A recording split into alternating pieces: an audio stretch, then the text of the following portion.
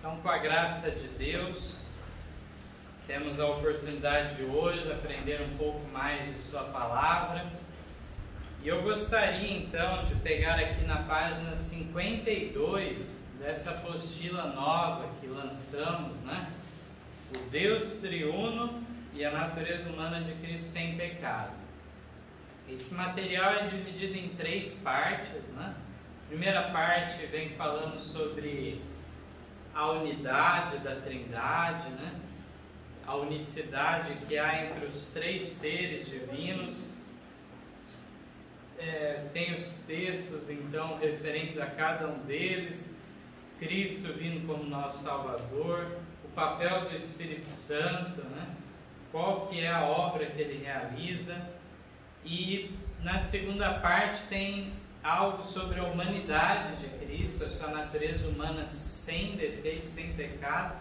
E a terceira parte volta a falar sobre Jesus no sentido da sua plenitude, da sua plena divindade.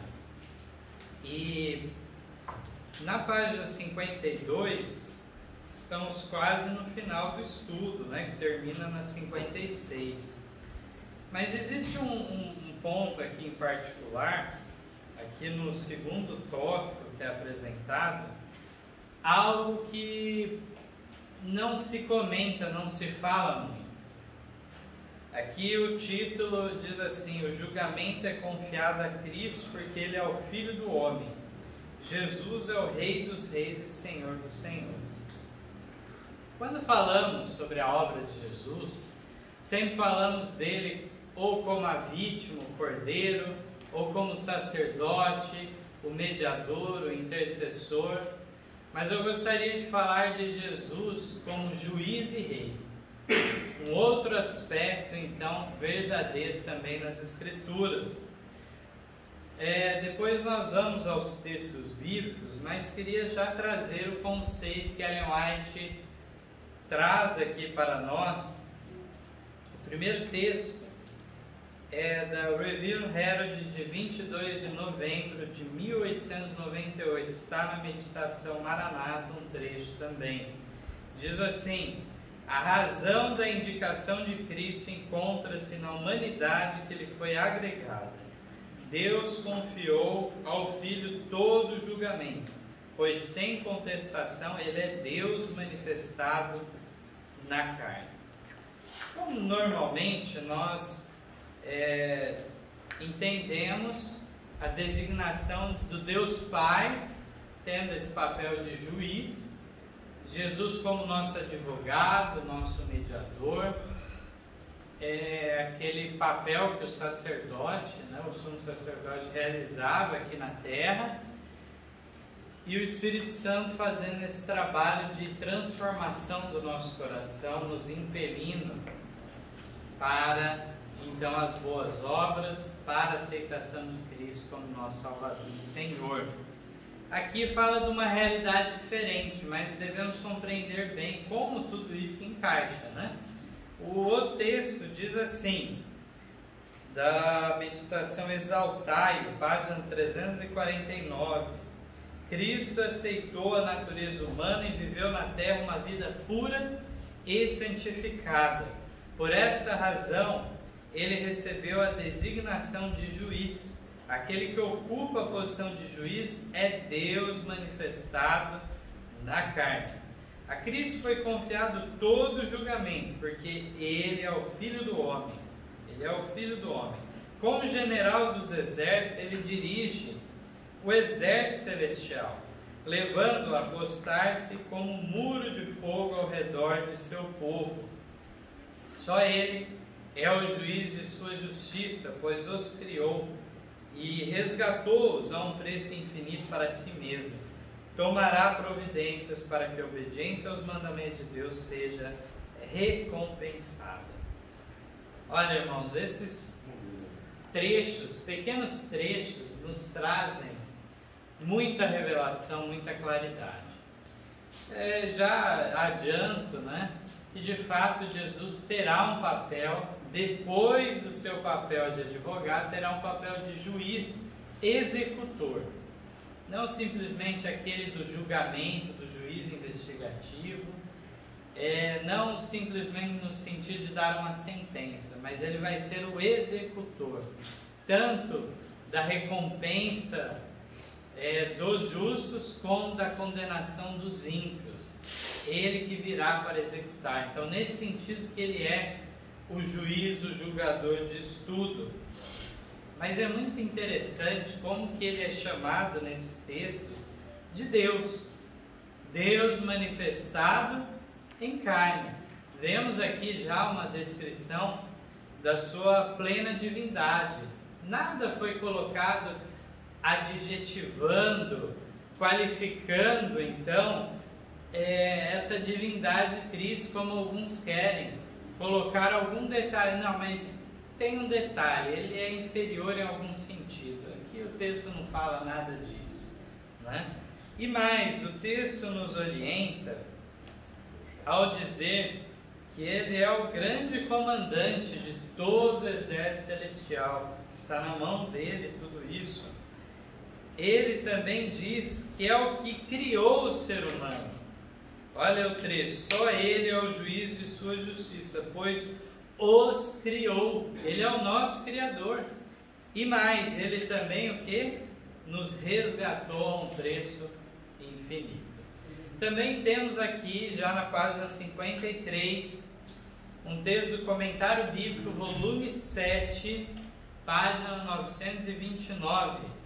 Declara assim: o Filho de Deus cumpriu seu compromisso e entrou nos céus para tomar sobre si o governo da hoste celestial. Ele cumpriu uma fase de seu sacerdócio morrendo na cruz pela raça caída.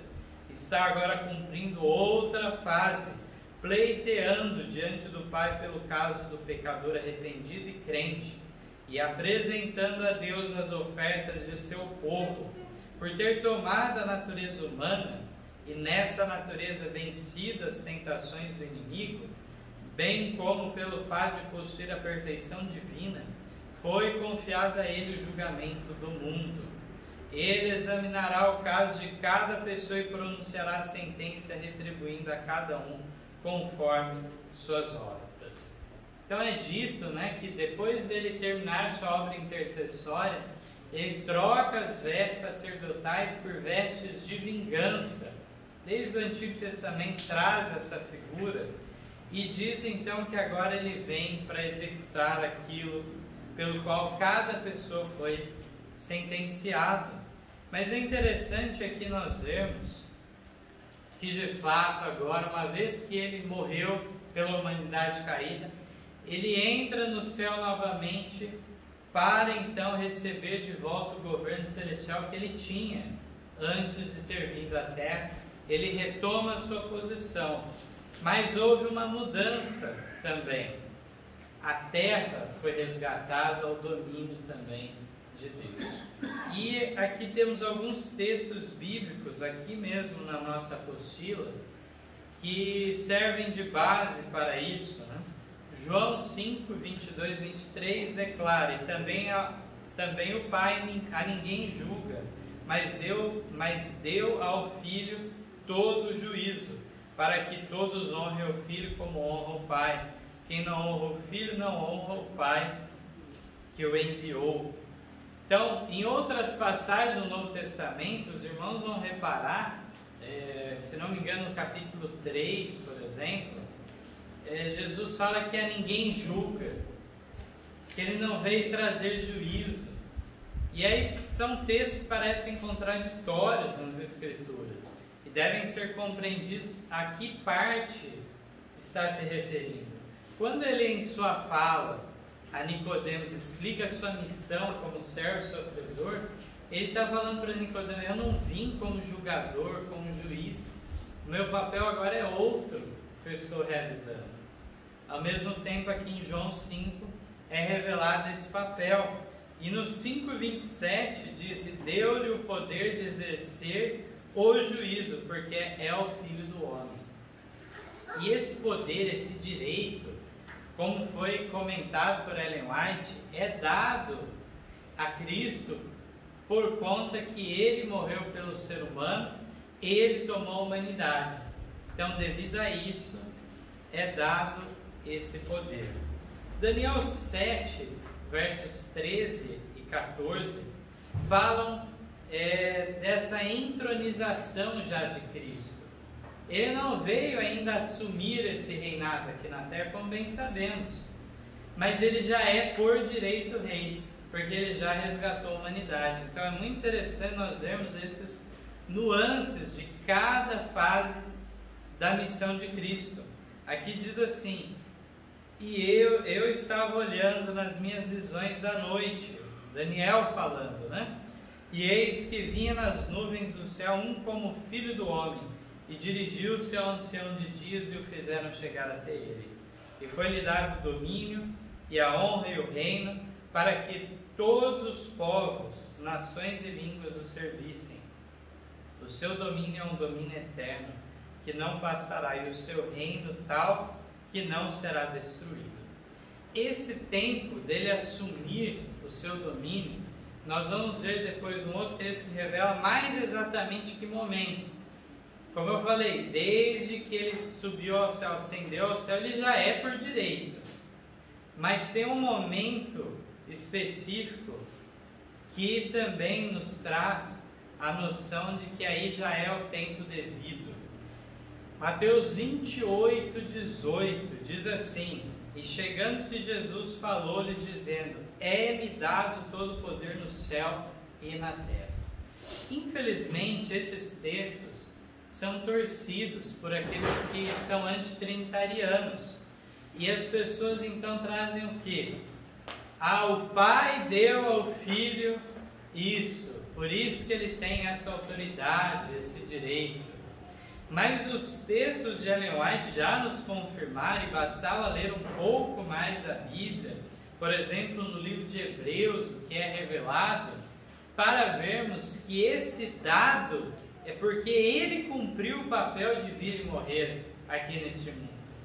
Então por isso este dado, aquilo que Satanás tinha tomado das mãos do Criador, através da escolha de Adão e Eva, agora o nosso Criador retomou novamente.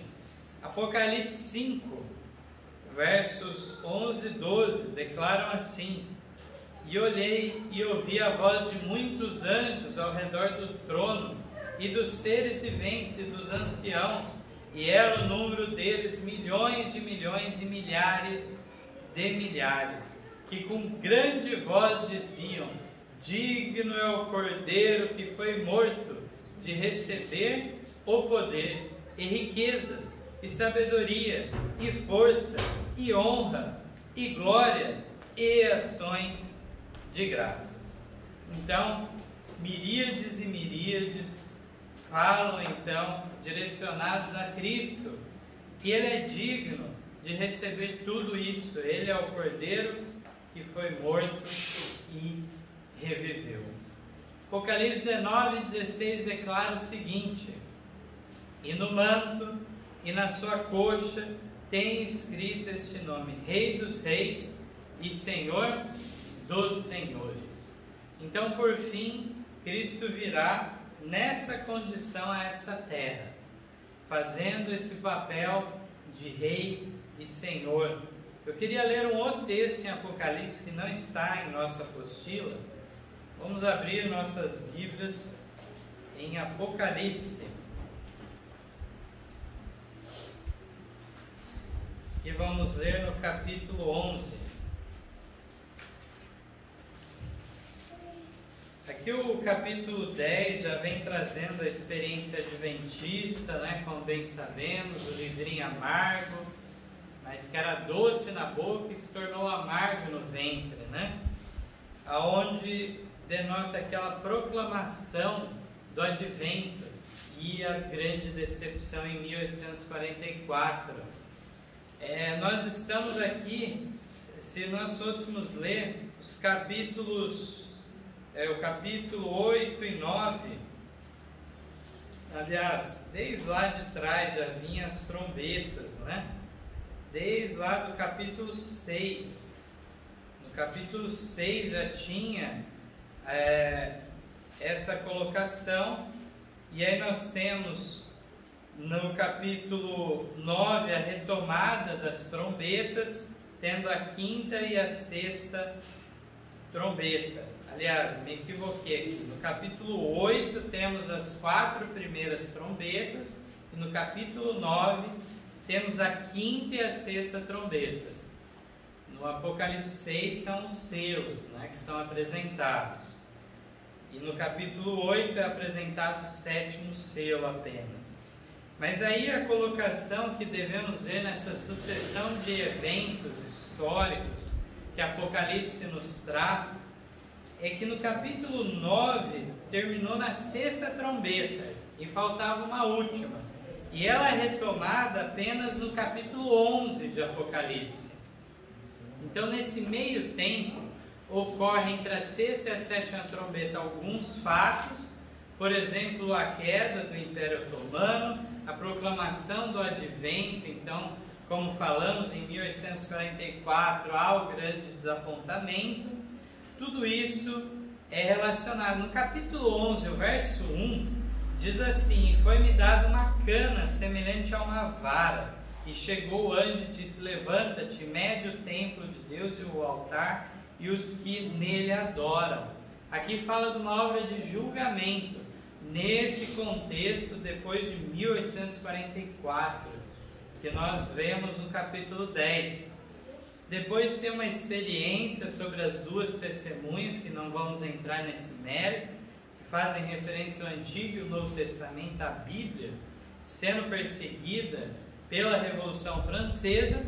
E depois, a partir do verso 15, nós temos a sétima trombeta, finalmente.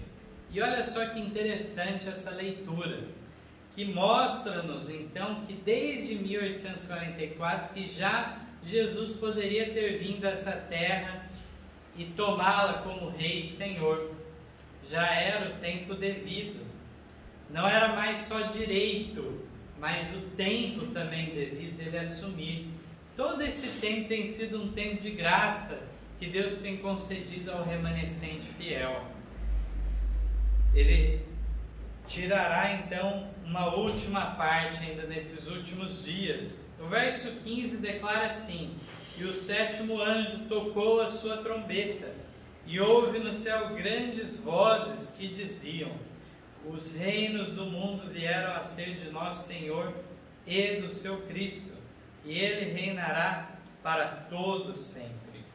E os 24 anciões que estão assentados em seus tronos diante de Deus, prostraram-se sobre seus rostos e adoraram a Deus, dizendo: graças te damos, Senhor Deus Todo-Poderoso, que és e que eras e que hás de vir, que tomaste o teu grande poder e reinaste. E iraram-se as nações, e veio a tua ira, e o tempo dos mortos para que sejam julgados, e o tempo de dar-lhes o galardão aos profetas, teus servos, e aos santos, e aos que temem o teu nome, a pequenos e a grandes, e o tempo de destruíres os que destroem a terra. E abriu-se no céu o templo de Deus, e a arca da sua aliança foi vista no seu templo, e houve relâmpagos, vozes e trovões, terremotos e grande saraiva. Aqui nesse verso final mostra aquilo que, na realidade, em outras palavras, Irã Edson, naquela manhã do dia 23 de outubro de 1844, ele viu o céu aberto, viu o santuário celestial e Jesus passando do santo para o santíssimo, onde está o quê? A arca da aliança. Agora eles compreenderam o santuário celestial e compreenderam que dentro daquela arca há o quê? A lei de Deus. Agora se abria um novo caminho para eles. Mas como vimos na nossa leitura aqui, fala desse reino que veio a ser do Senhor e do seu Cristo. Aqui então, normalmente a palavra Senhor é muitas vezes aplicada para Cristo. Alguns chegam até a artificialidade de dizer que onde no Novo Testamento chama Deus é Deus Pai, onde chama de Senhor é Jesus. Isso é intercambiável, tem lugares que é dessa maneira de fato, outros lugares não, como vimos aqui nesse texto, onde Deus Pai é chamado de Senhor e Jesus de Cristo, Messias, ungido, né? E diz então de um reino para todo sempre. E é interessante que uma referência aqui direta a Cristo é feita, tanto de eles se prostrarem e adorarem, como eles dizerem o seguinte: graças te damos, Senhor Deus, o que? Todo-Poderoso. E quem é esse Deus Todo-Poderoso? Que és, que eras e que hás o que? De vir, que hás de vir. Então, vemos aqui uma denotação, não houve separação na hora da adoração daqueles milhares de anjos, os anciões, todos os seres celestiais. Naquele momento a adoração foi igual, não houve distinção como nós vemos. E aqui eu quis trazer um aspecto um pouco diferente, né, de estudo que comentamos sobre a Trindade, sobre a divindade de Cristo, uma vez que na parte da tarde, a partir das 4 da tarde desse sábado, vamos ter uma live, né, através do Zoom, e será transmitido no YouTube também, estará no canal do Movimento Adventista. E esse é um tópico que possivelmente nós não vamos entrar. Na parte da tarde terá vários assuntos que serão tratados, inclusive alguns aspectos históricos quanto aos pioneiros do Adventismo, qual que era a crença deles, o que eles combateram de fato e tudo mais. Mas antes de finalizarmos, irmãos, eu queria ainda enfatizar um pouco mais essa questão da plenitude de Cristo como Deus. Nós sabemos que tem vários textos nas Escrituras, né, que falam sobre isso. Alguns textos falam a expressa imagem de Deus, vários textos, mas muitas vezes é interessante nós trazermos textos que nos trazem uma surpresa, lugares que muitas vezes nós não esperávamos ver tal texto, e de repente nos deparamos com algo maravilhoso. Então, na página 53 da nossa apostila, o último texto aqui é de Lucas, no capítulo 1, versos 41 a 43. É um texto muito interessante, onde nós vemos o momento do encontro de Isabel, a mãe de João Batista, né, com Maria.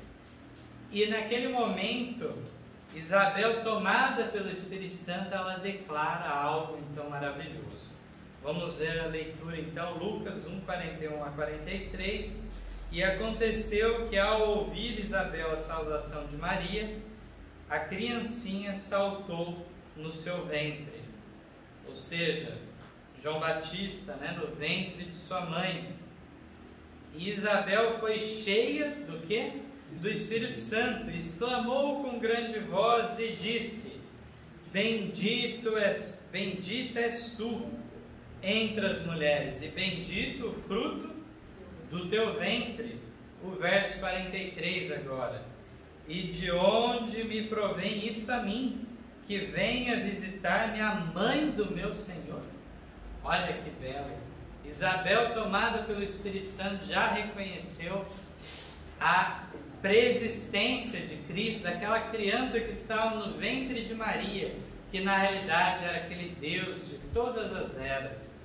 Aqui em cima, então, nesse mesmo tópico, tem um texto do Testemunho para Ministros, que Ellen White declara assim: tornar-se-á cada vez mais difícil trabalhar nos muitos campos que ainda não foram tocados. Nosso método é: não torneis proeminentes os aspectos objetáveis de nossa fé, que batem muito decididamente contra as práticas e costumes do povo, até que o Senhor lhe dê uma boa oportunidade de conhecer que somos crentes em Cristo e cremos na divindade de Cristo e em sua preexistência. Demoremos sobre o testemunho do Redentor do mundo. Então, diante desse texto, irmãos, nós podemos meditar um pouco em nossa época. Nós vemos que na época dela podia muitas vezes haver aquela má fama do adventismo como uma seita religiosa, que não era verdadeiramente cristã, evangélica. E ela fala o quê? Que muitas vezes eles tinham que falar dos pontos em comum que havia com as outras igrejas, antes de apresentar certos pontos peculiares que as pessoas estranhariam. Porque na realidade o adventismo não é um rompimento com a tradição protestante. Em muitos aspectos segue na mesma linha, mas vai mais adiante. Assim como já estudamos há alguns sábados atrás sobre João Wesley, a herança metodista, batista, luterano, tudo isso, somos herdeiros espirituais, mas o adventismo foi mais além ainda. Mas nesse aspecto da divindade de Cristo e sua preexistência, Ellen White não falou que a crença era diferente das outras igrejas. Não declarou que eles então tinham uma crença num ser criado ou algo do gênero, de modo algum. Isso é algo que ocorre em nossos dias ainda. O adventismo muitas vezes é comparado com outras religiões, por exemplo, os mormons, testemunhos de Jeová. E os testemunhos de Jeová, de fato, têm uma crença diferente em relação à divindade. É uma noção, então, distinta, que muitos adventistas hoje, que acham que estão descobrindo a pólvora, acham que estão tendo uma descoberta celestial, são crenças antigas, crenças que testemunhos de Jeová têm pregado desde o seu surgimento e mais.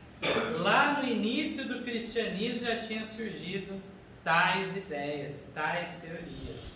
Então nós vemos aqui que de fato Ellen White defende que nós sejamos defensores dessa mensagem da divindade de Cristo e sua preexistência. Se não for assim, irmãos, nós não entendemos o essencial sobre a pessoa de Cristo. E é o que nós temos na página 54, um texto do Grande Conflito, página 524, que diz assim: se os homens rejeitam o testemunho das Escrituras inspiradas concernentes à divindade de Cristo, é em vão arguir com eles sobre este ponto, pois nenhum argumento, por mais conclusivo, poderia convencê-los. O homem natural não compreende as coisas do Espírito de Deus, porque lhes parece loucura, e não pode entendê-las, porque elas se discernem espiritualmente. 1 Coríntios 2,14.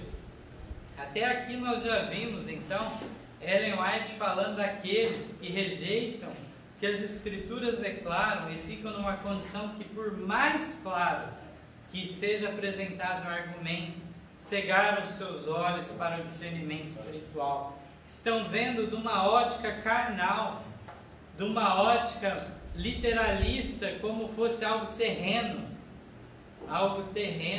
mas estamos falando de coisas celestiais, espirituais. E Ellen White conclui o texto dizendo que pessoa alguma que alimente este erro pode ter exato conceito, caráter ou missão de Cristo, nem do grande plano de Deus para a redenção do homem. Então, para entendermos, para de fato prestigiarmos, honrarmos a Deus, entendermos o que Ele fez por nós, vamos ver que Ele não terceirizou esse papel de vir e morrer. Foi o próprio Deus que se encarnou e morreu pela humanidade. 1 Timóteo 4,10, aqui na continuação, diz o quê?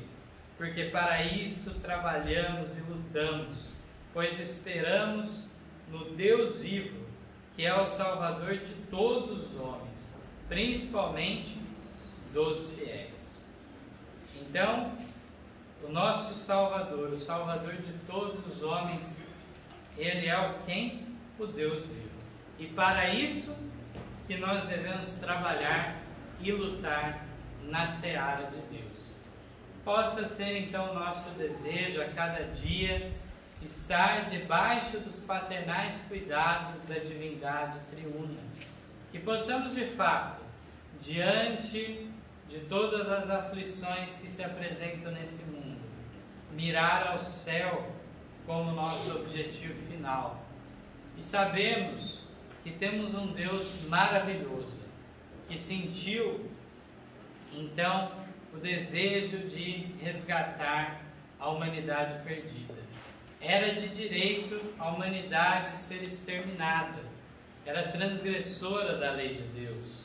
No entanto, o Senhor Deus achou por bem dar o primeiro passo, e assim Ele atrai a todos a Ele, para que venham e aceitem o convite, aceitem então a pérola de grande preço, uma pérola que é comprada sem dinheiro, mas ela é dada a nós. Cumpre a nós apenas o que? Aceitá-la. Uma vez que aceitarmos, Cristo habitará em nosso coração e a transformação será maravilhosa, a ponto de que na segunda carta de Pedro, no capítulo 1, verso 4, Pedro usa o seguinte termo, irmãos, que os nascidos do alto, os nascidos novamente, espiritualmente, eles são participantes da natureza divina. Que maravilhosa condescendência que Cristo teve para essa raça decaída. E uma vez mais, nós vemos que da nossa parte não há méritos, mas de fato, constrangidos por esse amor, podemos ir diante dele e nos entregarmos de todo o coração. Amém. Amém.